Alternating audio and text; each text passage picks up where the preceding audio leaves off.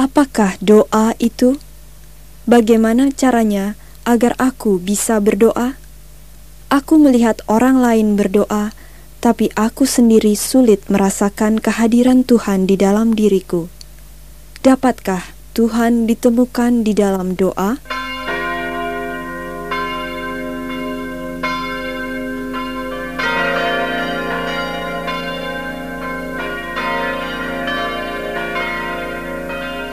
Banyak orang datang dengan berbagai pertanyaan serupa di sebuah desa kecil di Prancis, tempat mereka menemukan suatu bentuk doa yang lain. Desa tersebut bernama Taizé, dan saat ini merupakan tempat peziarahan di mana ribuan kaum muda datang dari berbagai penjuru dunia.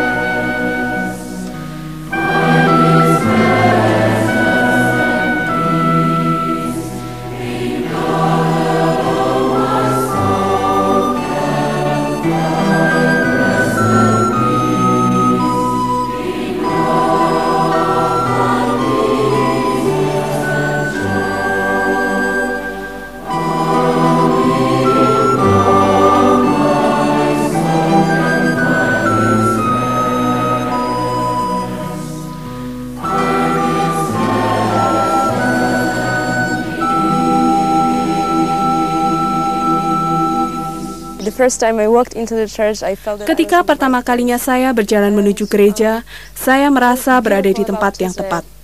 Dan yang membuat Taizé begitu indah adalah kehidupan sehari-hari di sini dipenuhi suasana doa.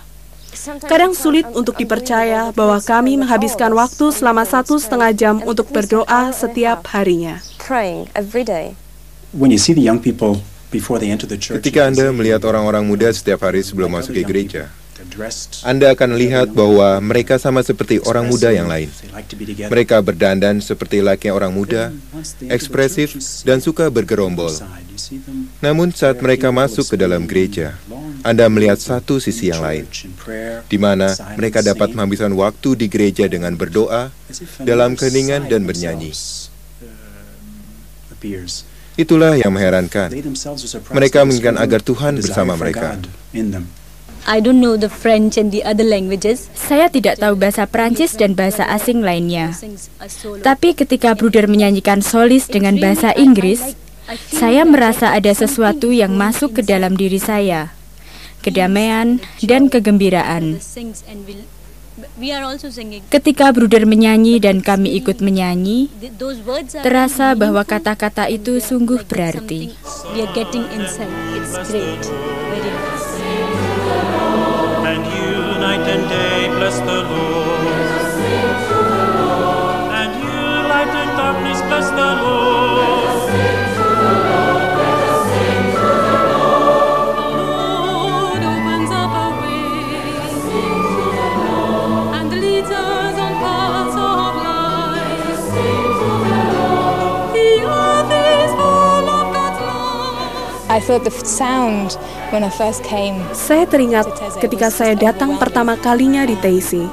Terdengar suara yang begitu kuat menarik bagaikan lautan suara. Ada berbagai macam suara nyanyian yang harmonis. Dan saya merasa Tuhan berbicara melalui musik. Ada dua hal yang sangat penting dalam doa, yaitu keindahan dan kesederhanaan. Keindahan karena mudah untuk menemukan Tuhan di dalam sesuatu yang indah. Saya kira setiap orang ingin terlibat dalam keindahan, dan kita dapat terlibat dalam keindahan doa di Taizé dengan menyanyikannya.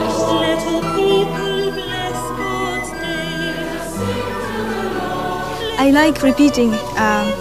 Saya senang format doa di Taizé dengan lagu yang diulang-ulang. Itulah alasan utama saya menyukai Taizé.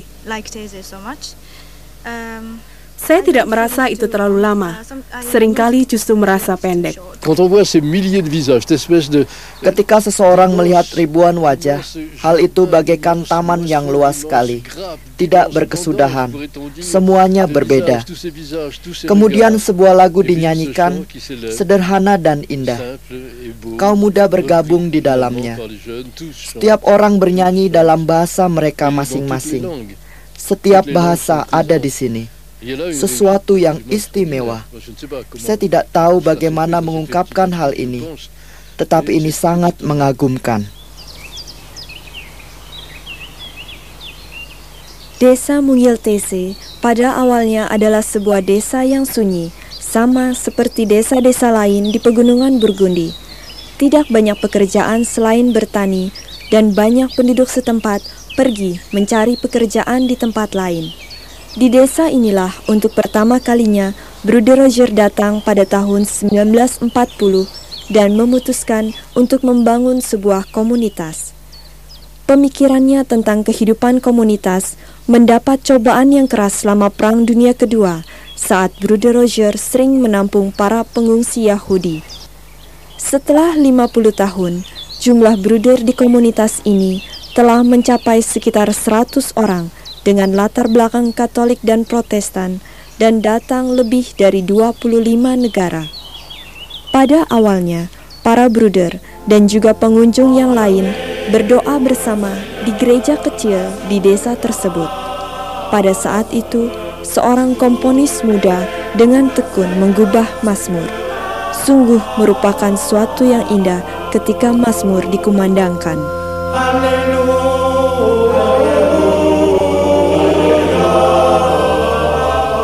Les relations avec Taizé ont commencé en 48. Kontak saya dengan Taizé berawal tahun 1948. Waktu itu saya sedang mengerjakan mazmur dalam bahasa Prancis. Dan di Taizé para bruder menggunakan mazmur gubahan saya dari edisi pertama Kitab Suci Yerusalem.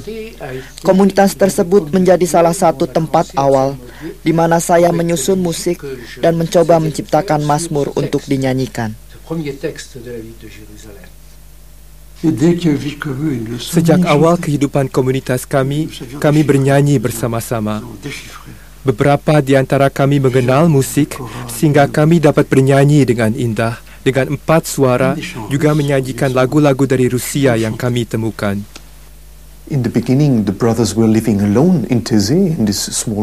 Pada mulanya, para bruder hidup terpencil di Taizé, sebuah desa kecil. Mereka berdoa seperti biara-biara pada lazimnya, dengan mazmur yang panjang dan hanya dalam bahasa Prancis. Tetapi kemudian, ketika makin banyak pengunjung yang datang ke Taizé pada awal tahun 60-an dan lebih banyak lagi pada tahun 70-an, segala sesuatunya menjadi lebih jelas bahwa tidak mungkin untuk melanjutkan doa dengan cara ini. Dan para bruder mencoba untuk mencari cara baru sehingga para pengunjung dapat terlibat dalam doa dengan lebih mudah.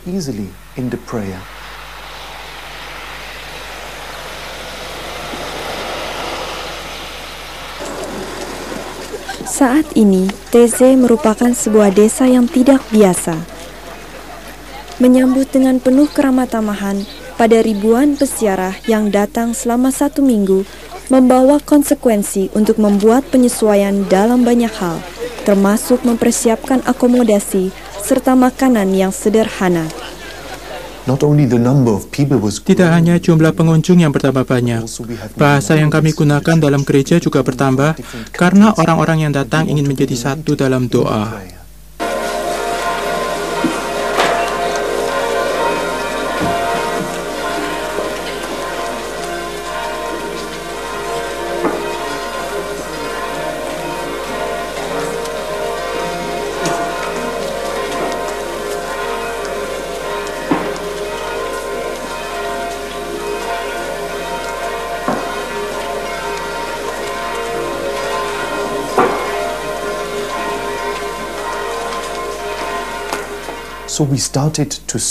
Maka kami mulai mencari. Kami tahu bahwa kami harus mengubah cara berdoa kami, dan kami mulai mencari bersama dengan beberapa komponis di Perancis. Kami bekerja bersama komponis Jacques Berthier. Bruder Robert yang memulai karya ini, dan dia bekerja terus-menerus hingga akhir hayatnya beberapa tahun lalu. Kerjasama dengan komponis Jacques Berthier banyak membuahkan hasil. Beberapa hal mencengangkan terjadi, seperti misalnya musik yang begitu cepat menyebar ke seluruh dunia. Saat ini, nyanyian dari Taizé tidak hanya dapat didengar di Eropa dan Amerika Utara, tetapi juga di kawasan kumuh di Nairobi atau di desa yang terpencil di India.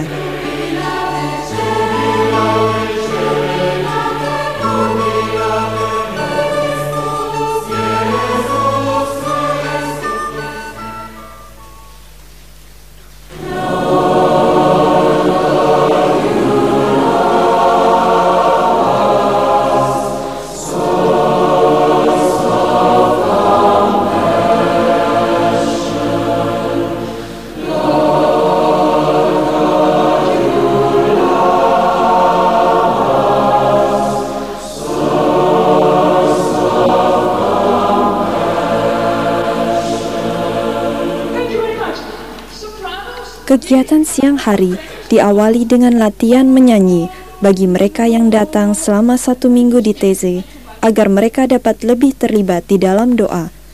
Sekalipun banyak bahasa digunakan untuk menyanyikan lagu-lagu tersebut, namun dengan mudah mereka dapat menyesuaikan dan mempelajarinya karena kesederhanaan nyanyian tersebut. Christina adalah salah seorang suster yang bekerja sama dengan para bruder.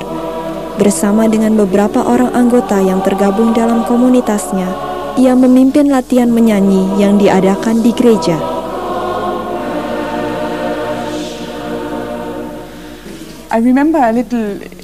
Saya teringat kejadian kecil sewaktu latihan menyanyi di musim panas beberapa tahun lalu ketika Bruder Robert masih berada di antara kami. Kami sedang latihan menyanyi. Sebelum itu, kami mengatur posisi untuk menempatkan mereka pada kelompok yang tepat. Ini memakan waktu yang cukup lama, karena di musim panas ada orang yang datang dari waktu ke waktu. Tiba-tiba saya melihat ada orang yang sedang kebingungan di tengah. Bruder Robert mendekati dan bertanya, "Anda itu bass atau tenor?" Dan orang tersebut nampak agak bingung dan menjawab, "Saya Katolik." Ini hanyalah sedikit gambaran siapa yang ikut dalam latihan menyanyi.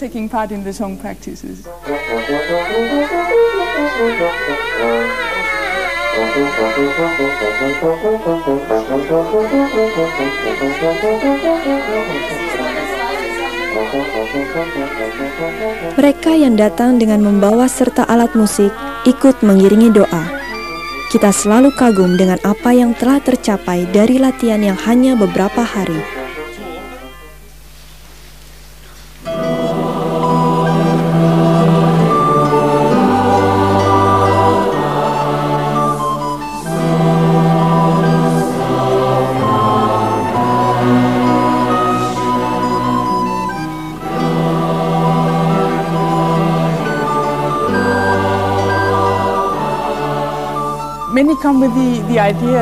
Beberapa orang datang dengan gagasan bahwa menyanyi adalah sesuatu yang sulit. Anda membutuhkan suatu bakat untuk mempelajarinya. Kenyataannya mereka menemukan bahwa itu sama sekali tidak penting. Anda dapat bersama-sama dengan yang lain untuk masuk ke dalam nyanyian. Dan kita saling mendukung satu dengan yang lain.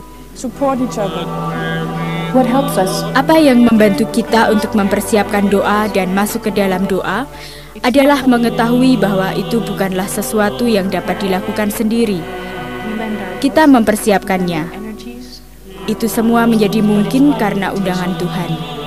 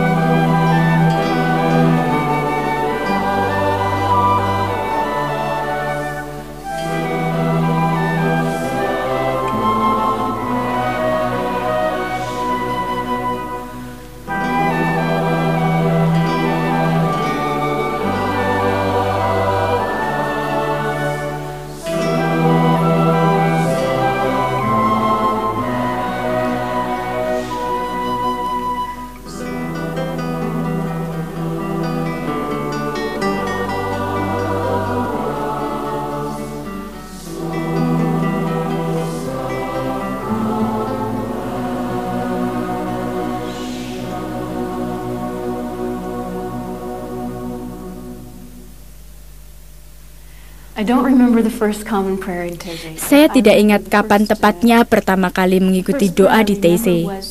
Tetapi saya ingat terasa keadaan di mana ada sesuatu yang lebih besar daripada saya. Hal yang mengherankan, ada berbagai macam perbedaan, namun kami bernyanyi dalam satu suara kepada Tuhan. Itu sangat sederhana, namun merupakan doa yang penuh kekuatan. Pada mulanya saya sendiri tidak tahu apa itu artinya berdoa, dan saya tidak tahu juga bagaimana caranya berdoa.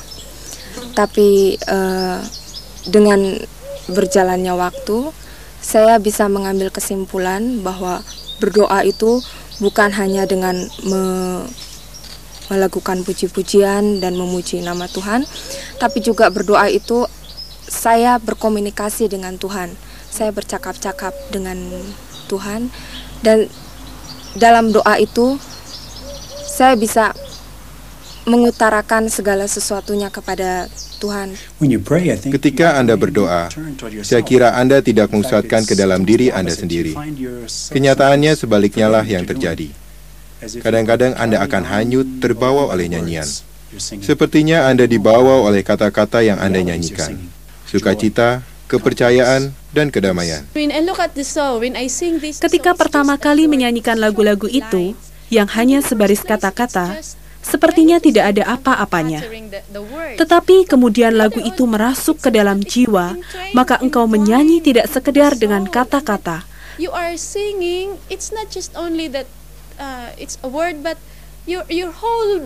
Keseluruhan jiwa ikut bernyanyi, dan seluruh tubuh ikut berkomunikasi dengan Tuhan.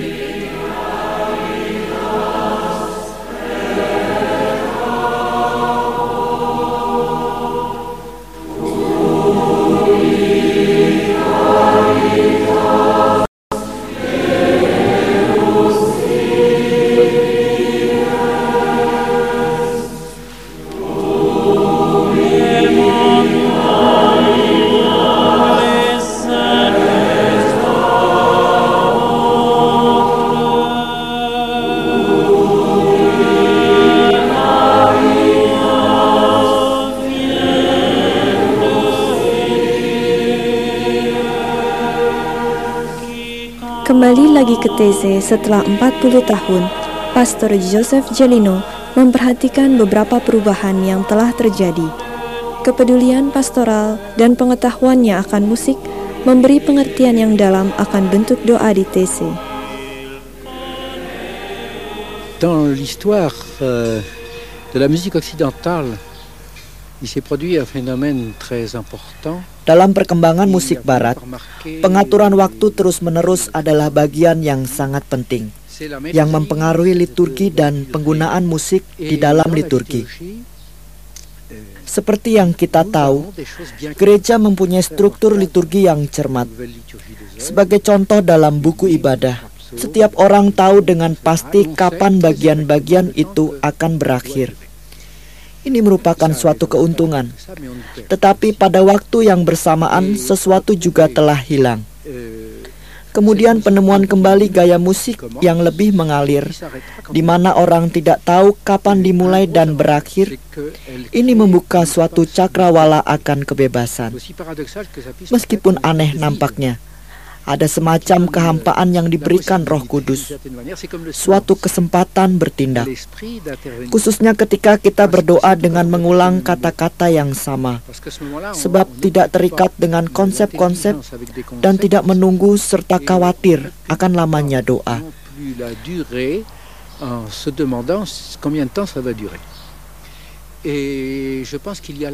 Ada sesuatu yang sangat penting yang dapat membantu kita untuk mencapai kembali dimensi doa yang terlupakan.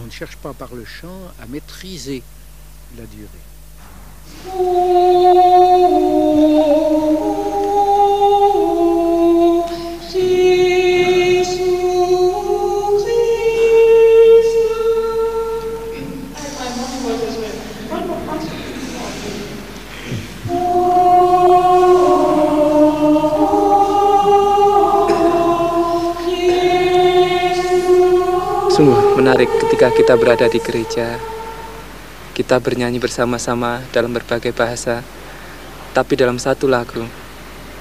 Sama seperti hanya kita punya satu Yesus, tetapi kita juga bisa bercakap-cakap dengan Dia dalam berbagai bahasa. From the beginning.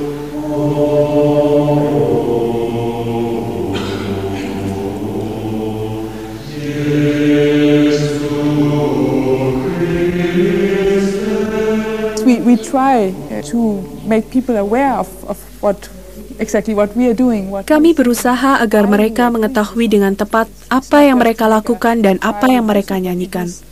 Mengapa mereka perlu latihan menyanyi? Latihan ini bukanlah paduan suara, tetapi untuk memudahkan kita menyanyi selama doa. Bahkan latihan pun merupakan bagian dari doa. Apakah doa itu? Doa itu dari dalam hati. Otak tidaklah berdoa. Otak berpikir. Memang benar, hatilah pusat pemahaman, juga perasaan. Dan terlebih lagi tempat kita menemukan hubungan transenden. Itulah yang utama. Selain itu, tempat di mana kita menemukan kekudusan Tuhan.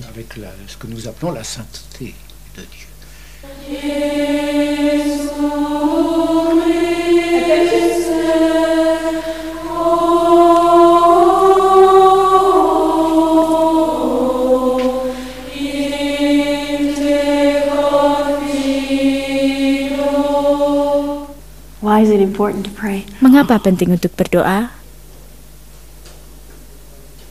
Semacam kehausan, saya kira. Di sana ada kerinduan akan Tuhan yang tidak dapat kita temukan dalam kehidupan sehari-hari.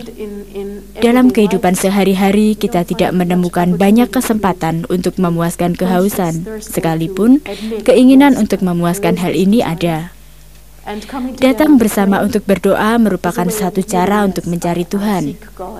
Saya tidak tahu bagaimana mengungkapkannya, dan saya benar-benar tidak tahu apa yang saya cari. Tetapi doa ini memberi saya kesempatan untuk berkata, hidupku di dunia ini lebih sederhana daripada yang saya lakukan. Siapa saya dan siapa yang saya cari.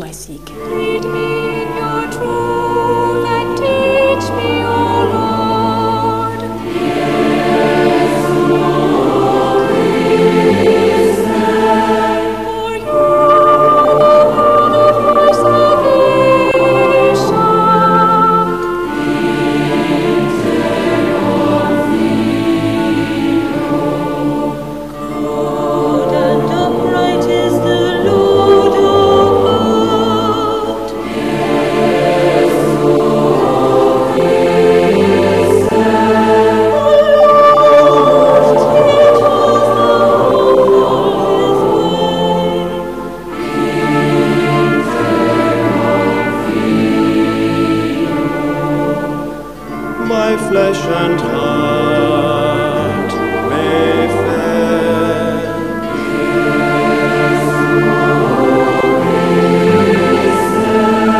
But you're my heart's rock, God forever.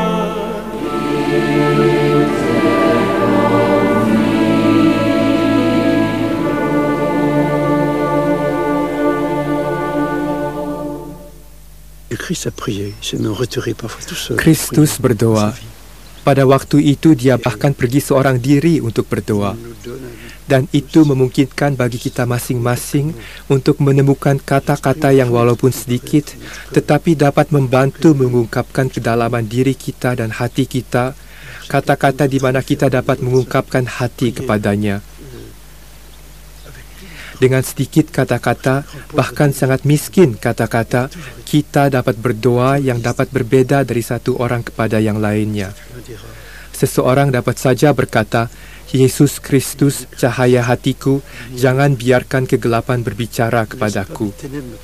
Itu adalah kata-kata Santo Agustinus yang menuliskan kata-kata tersebut sekitar 16 abad yang lalu, setelah ia melampaui masa-masa sulit dalam kehidupannya. Ia mengalami kesedihan yang dalam ketika seseorang yang dikasihinya meninggal secara mendadak. Kemudian dia pulih kembali dan dapat berbicara kepada Kristus. Dan inilah yang ia katakan, Yesus Kristus, cahaya hatiku, jangan biarkan kegelapan berbicara kepadaku. Kegelapan berbicara kepadaku, bayang-bayang kegelapan berbicara kepadaku. Dan harinya tiba ketika ia menyadari, cahaya hatiku, itulah engkau, oh Kristus. Bantulah aku untuk menyambut cintamu. Engkau tak nampak, tetapi cintamu kurasakan.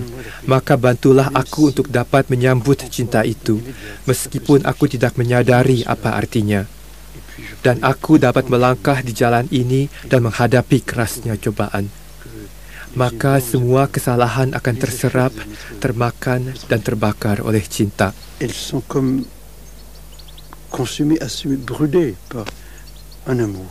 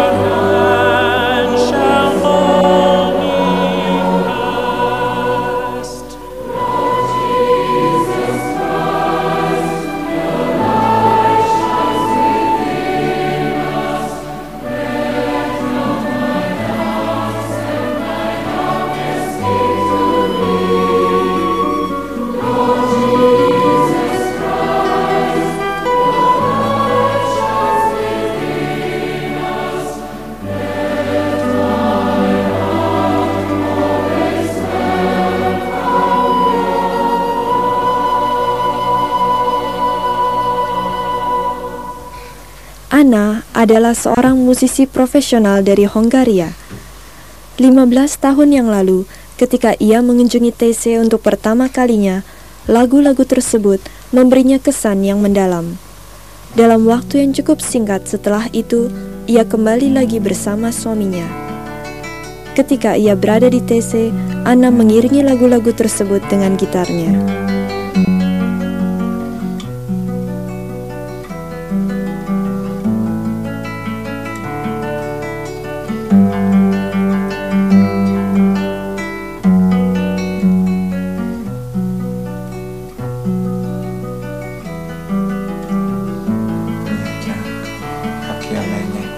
Di apartemen mereka yang kecil di Budapest, keluarganya menggunakan nyanyian TC sebagai bagian dari doa harian mereka. 2 atau 3 lagu, sejenak hening di depan sebuah ikon, dilanjutkan doa Bapa Kami. Itu semua merupakan bagian dari doa harian mereka yang sederhana. Miképpen mi is megbocsátunk az ellenünk vétkezőknek, és ne vigy minket kísértésbe, de szabadíts meg a gonosztól, mert tiéd az ország, a hatalom és a dicsőség mindörökké. Amen.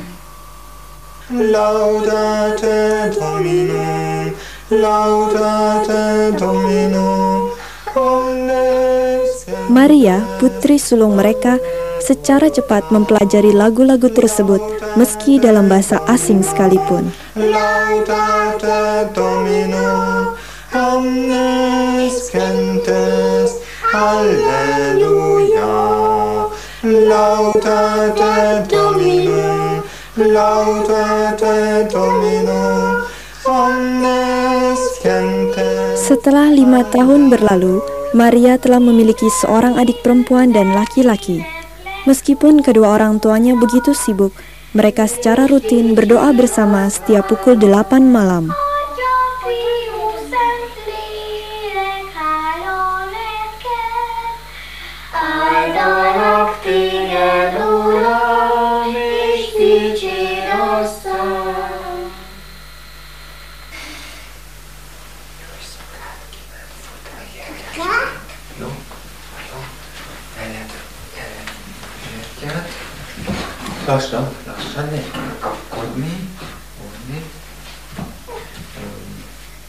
We started to pray together since we. Kami berdoa bersama setiap hari semenjak kami menikah.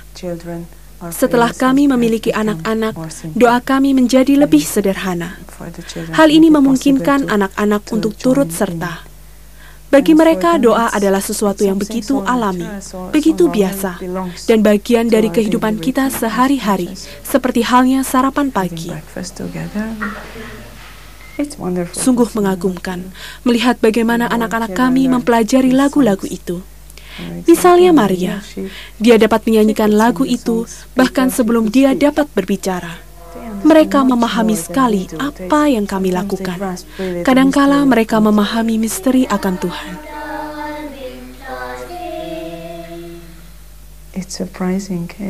Sungguh mengherankan bagaimana dekatnya anak-anak pada Tuhan.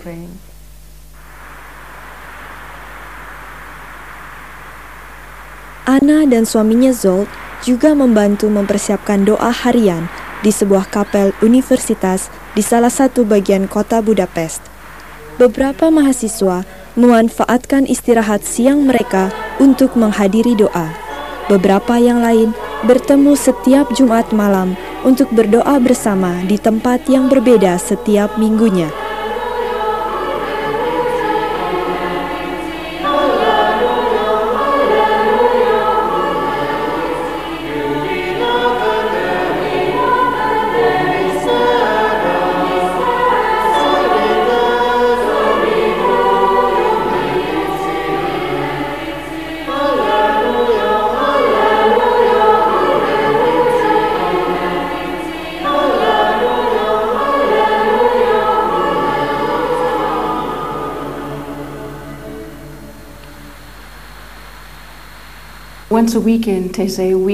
Seminggu sekali kami mengadakan pertemuan bagi mereka yang ingin mengetahui cara mempersiapkan doa, sehingga mereka mendapatkan pengetahuan tentang doa bersama dengan nyanyian dan keheningan, lalu membagikannya kepada orang lain. Alasan kami mengadakan pertemuan ini adalah memberikan bekal mendasar, sehingga mereka memiliki beberapa pengetahuan praktis untuk berani memulai. Untuk memulai selalu sulit. Terkadang pemimpin gereja setempat gembira menyambut orang muda yang ingin berdoa. Saat ini bukan sesuatu yang biasa. Maka kita harus berani untuk berkata, "Lihat, saya menemukan sesuatu yang baru yang ingin saya bagikan. Maukah Anda membantu saya?" Saya kira para musisi baik yang Kristen atau non-Kristen akan sangat tertarik dengan musik ini. Saya memiliki beberapa teman yang tidak pergi ke gereja, tetapi mereka ingin memainkan musik dari TC. Saya kira itu adalah suatu pemikiran yang berarti bagi setiap orang yang terjun ke dalam musik TC.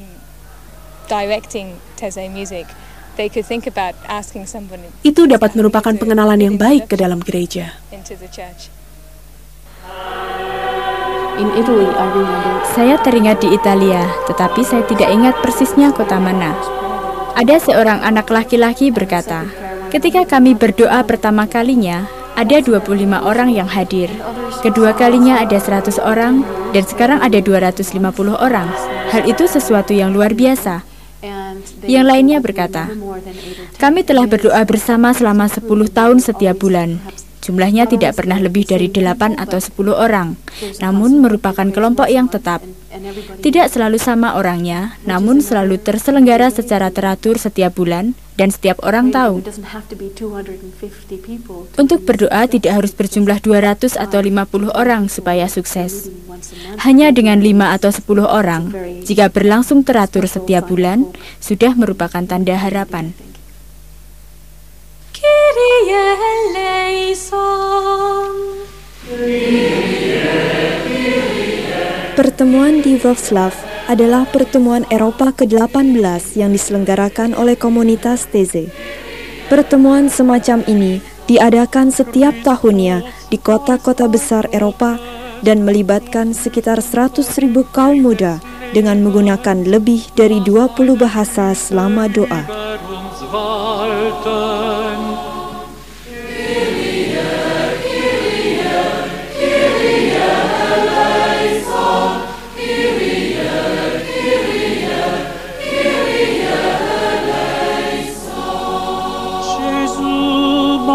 Senza misura, tu liberi prigionieri, tu perdoni le nostre colpe, sia su di noi la tua grazia.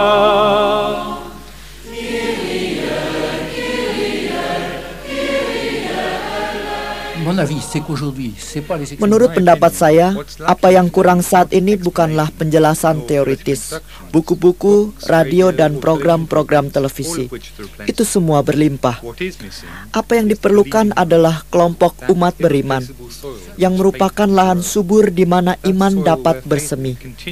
Jika iman bersemai di tempat lain, toh Tuhan pun memiliki kebebasan menabur iman, dimanapun, kapanpun, dan kepada siapapun. Maka bagaimana menumbuhkannya? Menurut pendapat saya, krisis yang sesungguhnya yang dihadapi kaum muda adalah kebutuhan akan kelompok umat beriman. Maka bagaimana menemukannya? On sait que la clé de la prière, c'est entre autres, une des clés, c'est entre autres. Salah satu kunci doa adalah mewujudkan bahawa doa kita kepada Tuhan adalah pengungkapan seluruh kepercayaan yang sederhana, kepercayaan yang rendah hati. Il voudrait s'exprimer à travers une foi, une confiance toute simple, toute humble. Que tout ce qui sort de segala sesuatu yang membawa kita pergi dari jalan ini, yang meninggalkan kerendahan hati dan kepercayaan yang sangat sederhana, tidak akan membawa kita kemanapun juga dan tidak membantu siapapun yang berada di sekeliling kita. Risque de nous conduire nulle part. Nous et ceux qui s'il y en a d'autres, nous et ceux qui entendent. In my life, selama ini, saya biasanya berdoa kepada Tuhan apabila saya menginginkan sesuatu. Saya ingin ini dan itu. Tetapi sekarang saya memahami ini bukanlah berdoa. Doa adalah mendengarkan apa yang Tuhan katakan kepada saya dan apa yang Tuhan inginkan dari saya.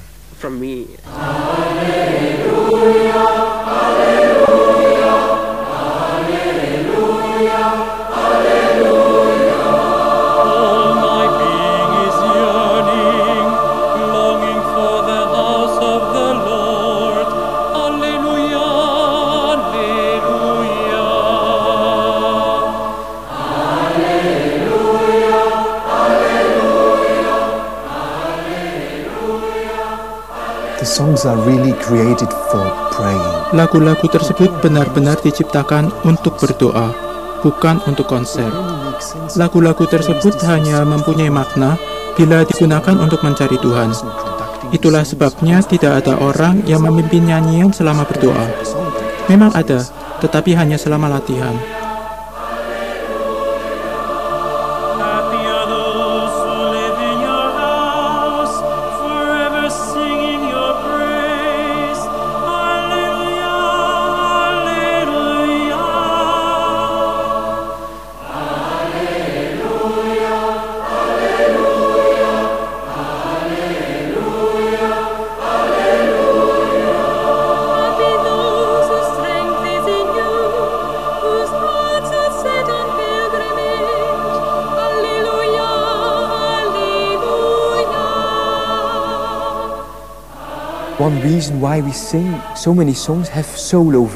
Alasan kita bernyanyi dengan nyanyian solo adalah kita tidak hanya terbatas untuk menyanyi dengan sedikit kata yang kita ulangi terus-menerus, tetapi juga ada kemungkinan untuk mendengarkan melalui mazmur yang dinyanyikan oleh solis.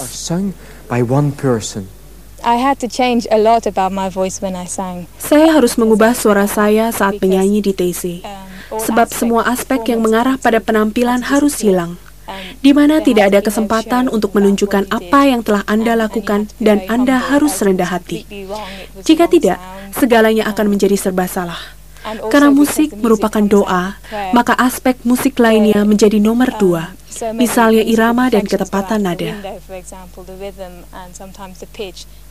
Saya kira setiap orang yang menyanyi di sini akan menghargai musik ini, walaupun secara profesional kita dapat melakukan yang lebih sempurna.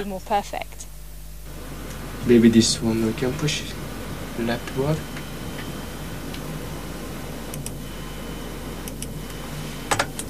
Okay. Bagi komunitas TC, pencarian lagu-lagu baru dengan kata-kata yang menyentuh hati kaum muda terus-menerus dilakukan. Di tangan para komponis, naskah yang ditulis ratusan tahun yang silam dapat menghembuskan nafas segar di dalam doa.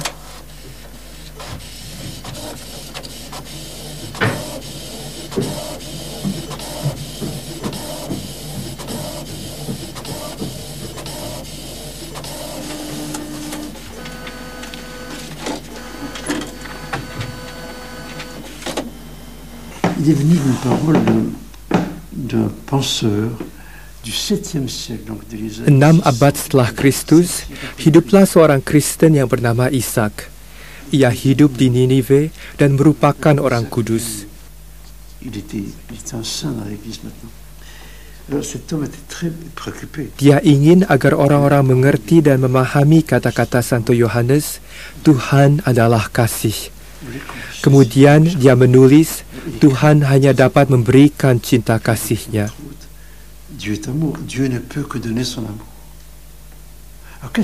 Apa arti kasih Tuhan? Dalam Tuhan tidak ada sama sekali teguran, kemarahan atau hukuman. Tidak pernah. Apabila kita menghukum seseorang, bagaimana kita dapat mengasihi? Kasih berasal dari kepercayaan di dalam hati. Dan itu membawa kita kepada damainya hati, yang datang dari kesadaran bahwa kita dikasihi, kesadaran bahwa kita diampuni. Kasih Tuhan adalah pengampunan yang melimpah.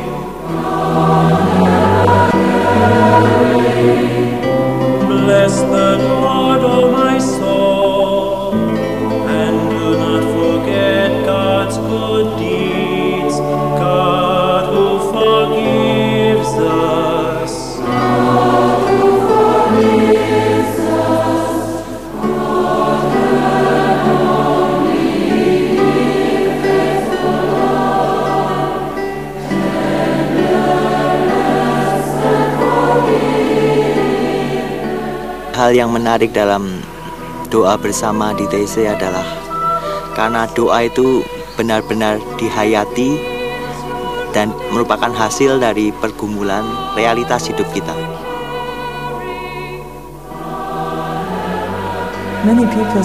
Banyak orang merasa sangat sulit untuk berdoa atau mereka berkata tidak mempunyai waktu untuk berdoa. Apabila kita menganggap doa sebagai sesuatu yang terpisah, ada kehidupan rohani dan ada kehidupan sehari-hari, itu akan menjadi benar-benar sulit. Dan kita akan berkata, oh ya, kami tidak mempunyai waktu untuk berdoa. Tetapi jika kita menyadari bahwa doa merupakan bagian dari kehidupan kita, maka kita akan mempunyai banyak waktu untuk berdoa, dan seluruh hidup kita menjadi sebuah doa.